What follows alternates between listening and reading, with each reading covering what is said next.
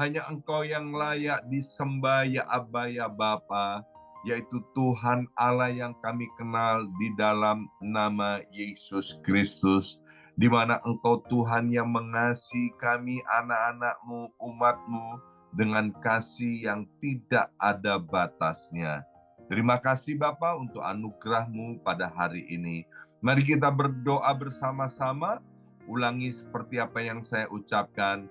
Bapa kami yang ada di dalam surga, dikuduskanlah namamu, datanglah kerajaanmu, jadilah kehendakmu, di bumi ini seperti di dalam surga. Bapa yang baik, berikanlah kami pada hari ini rezeki yang menjadi bagian kami secukupnya, cukup untuk memberikan pinjaman kepada banyak bangsa, sedangkan kami sendiri tidak punya pinjaman, cukup untuk menjadi saksi Tuhan, mulai dari Yerusalem, Yudea, Samaria, sampai ke ujung-ujung bumi.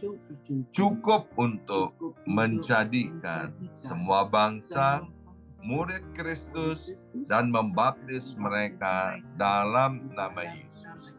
Terima kasih Bapa untuk rezeki yang secukupnya, dan ampunilah dosa-dosa kami, ampunilah kesalahan kami, seperti kami pun mengampuni orang-orang yang bersalah kepada kami. Dan janganlah masukkan kami ini ke dalam pencobaan, tetapi bebaskanlah kami dari segala yang jahat, sebab Engkaulah yang empunya kerajaan, kuasa, dan kemuliaan sampai selama-lamanya. Dalam nama Tuhan Yesus, kami sudah berdoa. Haleluya, haleluya. Mari Bapak Ibu sekalian, sekarang kita bersama-sama secara serempak dan serentak kita akan menggemakan Mazmur 91 dengan suara yang keras, dengan suara yang lantang dari tempat kita masing-masing. Alkitab berkata, mati dan hidup dikuasai oleh lidah. Siapa suka menggemakannya akan memakan buahnya. 2, 3, Mazmur 91. Orang yang duduk dalam lindungan yang maha tinggi dan bermalam dalam naungan yang maha kuasa akan berkata kepada Tuhan, tempat perlindunganku dan kubu pertahananku, Allahku yang kupercayai. Sungguh Tuhanlah yang akan melepaskan aku dari jerat penangkap burung dan dari penyakit sampar yang busuk. Dengan kepaknya Tuhan akan menudungi aku. Di bawah sayapnya aku akan berlindung. Kesetiaan Tuhan ialah perisai dan pagar tembok. Amin, amin, amin. Terjadi di dalam nama Tuhan Yesus. Aku tak usah takut terhadap kedahsyatan malam, terhadap panah yang terbang di waktu siang, terhadap penyakit sampar yang berjalan di dalam gelap, terhadap penyakit menular yang mengamuk di waktu petang. Walau 1.000 orang rebah di sisiku dan 10.000 di sebelah kananku, tetapi itu tidak akan menimpa aku. Aku hanya menontonnya dengan mataku sendiri dan melihat pembalasan terhadap orang-orang fasik. Sebab Tuhan ialah tempat perlindunganku, yang maha tinggi telah kubuat tempat perteduhanku. Amin, amin, amin. terjadi di dalam nama Tuhan Yesus. Malapetaka tidak akan menimpa aku, dan tulah tidak akan mendekat kepada kemahku. Sebab malaikat-malaikat Tuhan akan diperintahkan oleh Tuhan kepadaku untuk menjaga aku di segala jalanku. Para malaikat Tuhan akan menatang aku di atas tangannya, supaya kakiku jangan terantuk kepada batu. Singa dan ular tedung akan aku langkai. Aku akan menginjak anak singa dan ular naga. Amin, amin, amin. Terjadi di dalam nama Tuhan Yesus. Sungguh hatiku melekat kepada Tuhan, maka Tuhan akan meluputkan aku, Tuhan akan membentengi aku, sebab aku mengenal nama Tuhan. Bila aku berseru kepada Tuhan, Tuhan akan menjawab. Tuhan akan menyertai aku dalam kesesakan. Tuhan akan meluputkan aku dan memuliakan aku. Dengan panjang umur akan Tuhan kenyangkan aku, dan akan Tuhan perlihatkan kepadaku keselamatan daripadanya. Amin, amin, amin. Terjadi di dalam nama Tuhan Yesus. Terima kasih ya Abba ya Bapa. Sekarang kami mau buka hati kami untuk ditaburi oleh benih kebenaran firman Tuhan.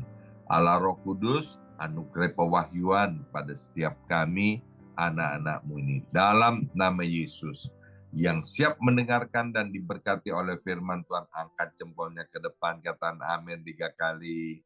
Amin, amin, amin. Salam kebangkitan, salam penuaian. Semangat pagi, semuanya semangat pagi. Apa kabarnya Bapak Ibu semuanya? Ya, senang sekali hari ini, hari Senin tanggal 2 September 2024, boleh bersama-sama kembali dengan Bapak, Ibu, anak-anak Tuhan yang luar biasa. Ya, kami yang ada di Amerika Serikat, hari ini adalah hari libur besar, yaitu Labor Day. Karena hari libur besar, maka kita parkir di seluruh kota New York, nggak perlu bayar. Maksudnya parkir meter yang ada di Manhattan, di Brooklyn, di Queens, di Staten Island, di Bronx, semuanya free. Hore! Ya. Jadi hari ini bisa jalan-jalan kemana dan bebas parkir. Nah, hari ini Bapak Ibu sekalian saya akan berbagi dengan Bapak Ibu semuanya dari kitab Efesus pasal yang kelima ayat 15 sampai dengan ayat 16. Efesus pasal 5 ayat 15 sampai dengan ayat 16. Demikian bunyi firman Tuhan. Karena itu, perhatikanlah dengan seksama bagaimana kamu hidup. Janganlah seperti orang bebal, tetapi seperti orang arif. Dan pergunakanlah waktu yang ada, karena hari-hari ini adalah jahat. Ya, anak-anak muda sering berkata tentang kepo. Ojo kepo, jangan kepo ya. Apa artinya? Jangan kepingin tahu urusan orang lain ya. Nah, Alkitab berkata dalam Efesus pasal 5 ayat 15 sampai 16, Tuhan mau supaya setiap kita memperhatikan bagaimana diri kita ini hidup, bukan memperhatikan orang lain ya. Seringkali kan kita itu kepingin memperhatikan orang lain, kepingin ngatur-ngatur orang lain ya. Nah, Alkitab dengan tegas berkata kepada kita supaya kita ini memperhatikan hidup kita dengan seksama, artinya memperhatikan hidup kita dengan sungguh-sungguh, apakah kita itu hidup seperti orang bebal atau seperti orang arif. Ya, orang arif adalah orang yang bijaksana. Saya sudah sampaikan beberapa waktu yang lalu, orang bijaksana itu orang yang seperti apa? Alkitab dengan tegas berkata orang bijaksana adalah orang yang mendengarkan firman Tuhan dan melakukannya dalam kehidupan sehari-harinya sebagai gaya hidupnya. Saya bangga dengan Bapak Ibu sekalian yang hafal dengan ayat-ayat firman Tuhan. Saya bangga dengan anak-anak sekolah minggu, ya, anak-anak remaja sekarang ini pinternya luar biasa. Mereka hafal ayat-ayat firman Tuhan. Saya bilang begini, wow, ini seperti konkordasi, ya. Tetapi yang lebih penting daripada sekedar hafal ayat firman Tuhan, yaitu bagaimana melakukannya dan mempraktekkannya dalam kehidupan sehari-hari. Sebab Alkitab berkata, kalau kita hanya tahu firman Tuhan, hafal firman Tuhan, hanya mendengar firman Tuhan, tetapi tidak melakukannya, maaf Bapak Ibu sekalian, Alkitab berkata, sama dengan orang yang sedang menipu dirinya sendiri. Lah kalau ada orang yang menipu dirinya sendiri, itu namanya on, namanya hovlog, Bapak Ibu sekalian ya. Nah, di sini dikatakan kita ini harus memeriksa diri kita masing-masing. Apakah kita ini seperti orang arif atau seperti orang bebal? Orang bebal itu apa, Pak? Beda antara orang bebal dengan orang bodoh, Bapak Ibu sekalian. Orang bodoh itu kalau diajarin lama-lama jadi pinter, Bapak Ibu sekalian. Tapi kalau orang bebal mau diajarin seperti apa itu nggak bisa. Contoh, orang bodoh itu kalau ditanya 2 ditambah 2 berapa? Karena dia bodoh, dia mungkin bisa menjawab 5, ya kan? Dan kemudian ketika kita beritahu salah, 2 ditambah 2 itu sama dengan 4. Oh, 2 tambah 2 itu sama dengan 4. Ya, ya, ya, dia berusaha mengingat-ingatnya. Dan kemudian kalau ditanya lagi, ya, berapa 2 tambah 2? Mungkin aja dia salah lagi menjawab. Oh, 2 tambah 2 sama dengan 6. Salah, tadi udah diajarin 2 ditambah 2 sama dengan 4. Kalau orang bodoh, lama-lama dia jadi pinter. Oh, 2 tambah 2 itu 4. Jadi lain kali kalau ditanya lagi, dia akan menjawab dengan baik dan benar. 2 tambah 2 sama dengan 4. Tapi beda dengan orang bebal, Bapak Ibu sekalian ya. Orang bebal itu nggak bisa dikasih tahu 2 ditambah 2 sama dengan berapa? Sama dengan 7. Salah. 2 tambah 2 sama dengan 4. Orang bebal akan bilang gini, kalau aku mau jawab 7, kamu mau apa? Ya kan? Jadi dia nggak bisa diajarin, dia mau semau gue ya. Jadi apa kataku 2 ditambah 2 mau berapa itu? Kamu nggak usah ikut urusan. Ya kan? Itu orang bebal. Nah, hari ini, kalau ada di antara kita tidak seperti orang arif, Alkitab mau Bapak Ibu sekalian, ya, kita itu mau untuk apa? Merendahkan diri dan meninggalkan kebebalannya, dan kita memilih menjadi orang yang arif, orang bijaksana. Jadi menjadi orang arif atau menjadi orang yang bebal, Bapak Ibu sekalian, itu ternyata adalah pilihan daripada kita masing-masing. Orang arif itu adalah orang yang rendah hati yang mau diajar, sedangkan orang bebal itu adalah orang yang tinggi hati, yang sombong, yang nggak mau diajar.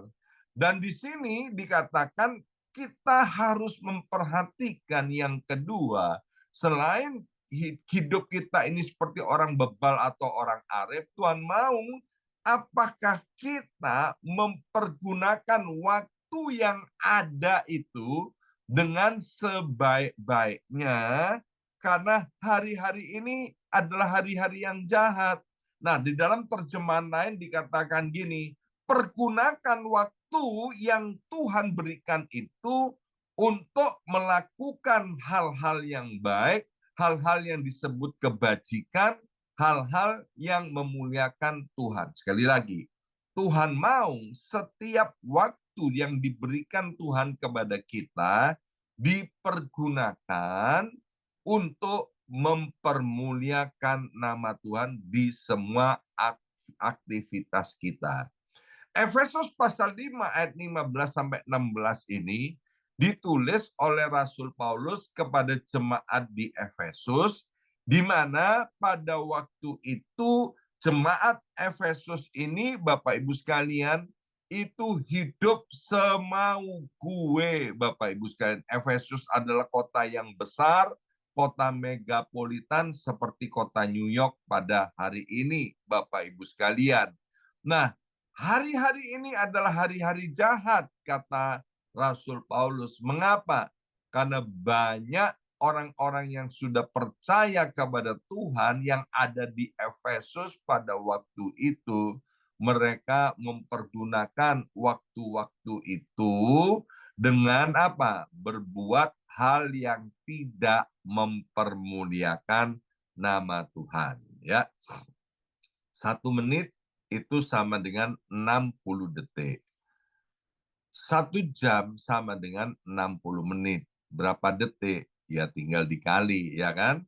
Kemudian 1 hari 24 jam. Jadi kalau di total 1 hari itu berapa detik? 1 hari itu 86.400 detik. Ya, Bapak Ibu nggak usah ikut hitung karena saya sudah menghitungnya. Ya, percaya saja ya. Jadi nggak usah nanti dihitung benar atau salah ya. Jadi 1 hari itu 86.400 detik ya. Nah, sekarang coba kita pikirkan. Kalau tiap hari kita itu dikasih uang $86.400 ya. Tiap hari setiap kita dikasih uang $86.400. Dengan catatan begini, kalau uang ini kamu pakai, ya bagus. Kalau kamu nggak pakai, maka uang ini akan menguap, ya, habis. Pokoknya udah 24 jam uangnya menguap. Kira-kira Bapak Ibu sekalian, kalau kita diberi uang tiap hari 86.400 ya, kita pakai dengan sembarangan apa dengan hati-hati. Ya, saya percaya kalau kita orang bijaksana, kita akan pakai secara maksimal ya, sebab kalau sudah lewat 1 hari uangnya habis dan besok lagi akan dikasih lagi 86.400 US dollar. Demikian juga waktu Bapak Ibu sekalian ya. Tuhan berikan kepada kita 86.400 detik. Kalau kita nggak pakai dengan baik waktu itu, maka dalam sehari waktu itu akan kemudian apa? Menguap begitu saja. 1 hari ada seorang yang ada di New York ini, Bapak Ibu sekalian, saya nggak mau sebut namanya, ya. Dia habiskan waktunya untuk apa? Kerja, kerja, kerja. Cari uang, cari uang, cari uang. Itu nggak salah, Bapak Ibu sekalian. Alkitab bilang kalau kamu nggak kerja, janganlah kamu makan. Bagus, ya, kerja, kerja, kerja, ya.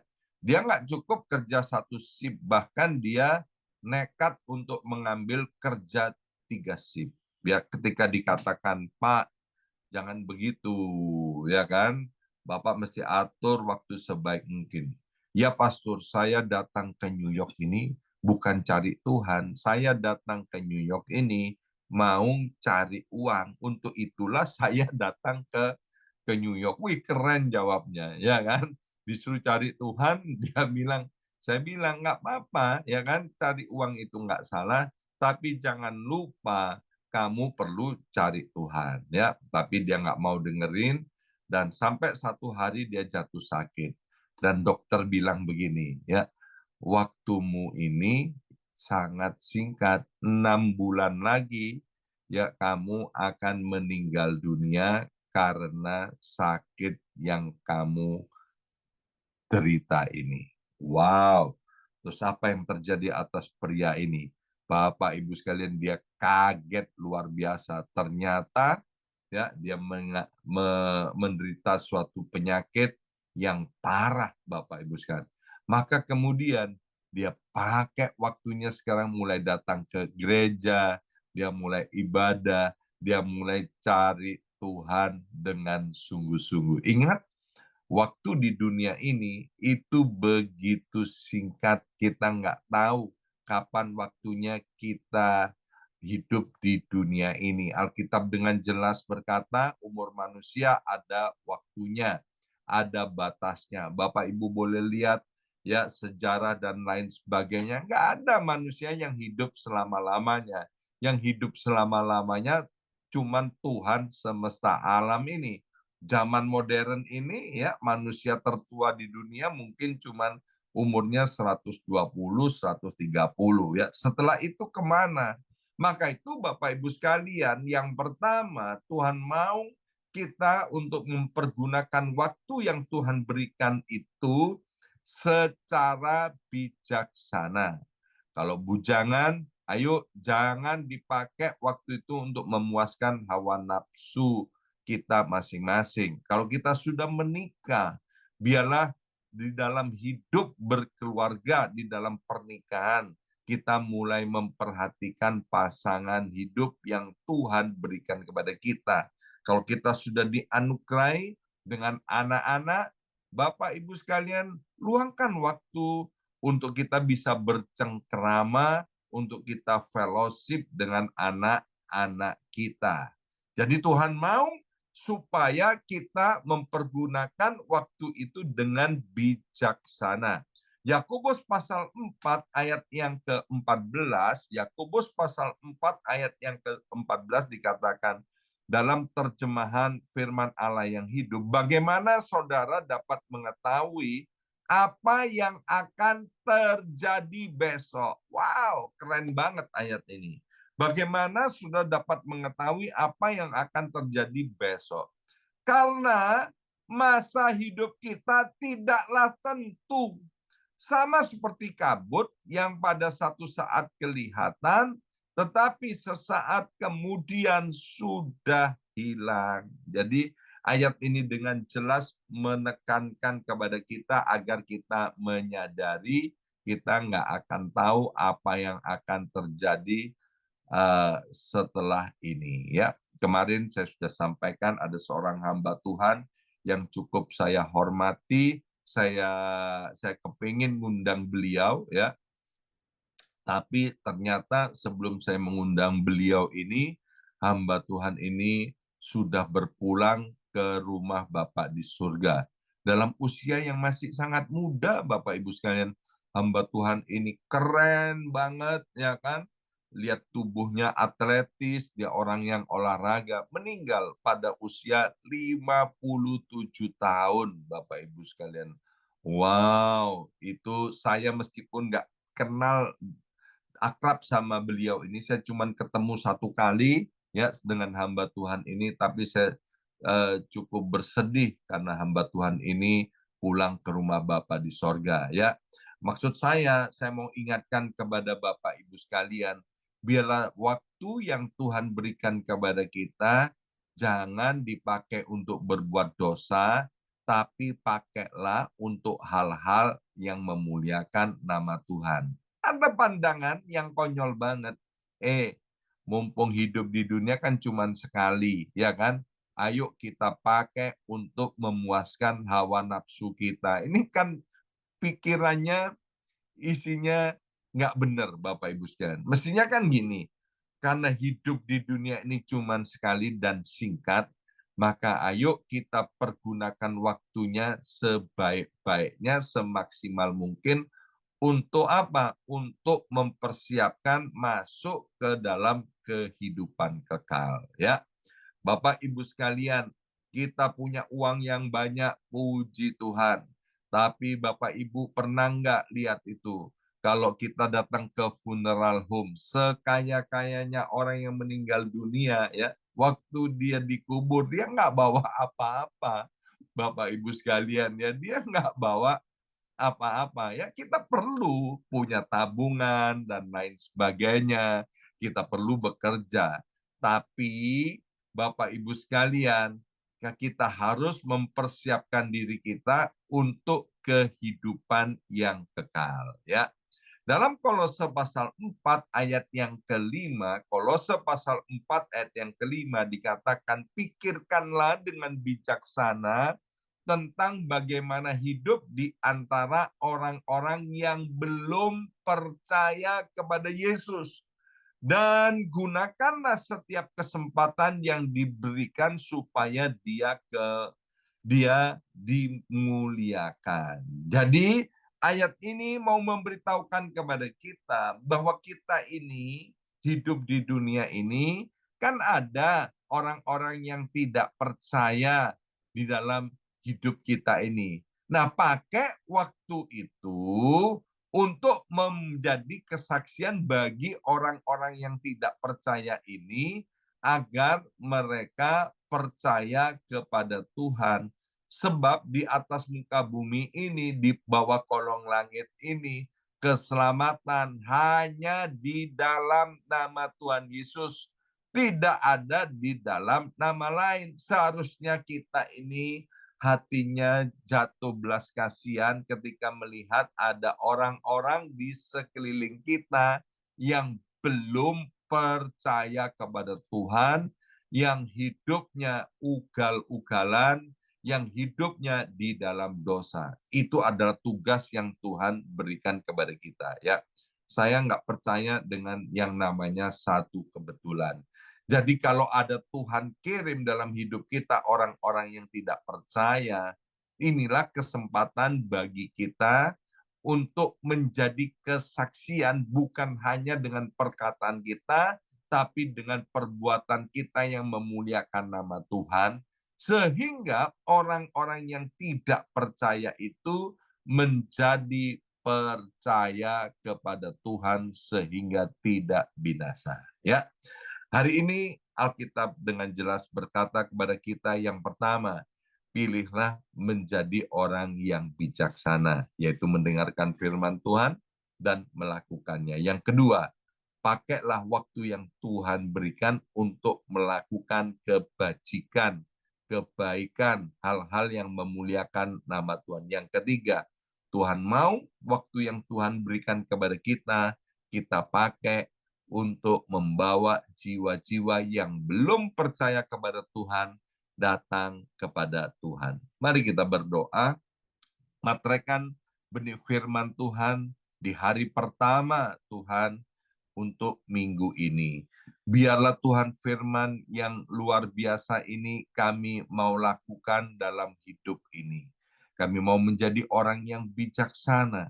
Kami mau pakai waktu-waktu yang Tuhan berikan untuk memuliakan nama Tuhan dan mengabarkan kabar baik untuk membawa jiwa-jiwa datang kepada Tuhan. Berkati setiap anak-anak-Mu, Roh Kudus, Engkau yang terus menyertai kami, memberikan kemampuan, kekuatan untuk kami menjadi pelaku-pelaku firman Tuhan. Dalam nama Yesus kami sudah berdoa. Haleluya. Amin, amin, amin.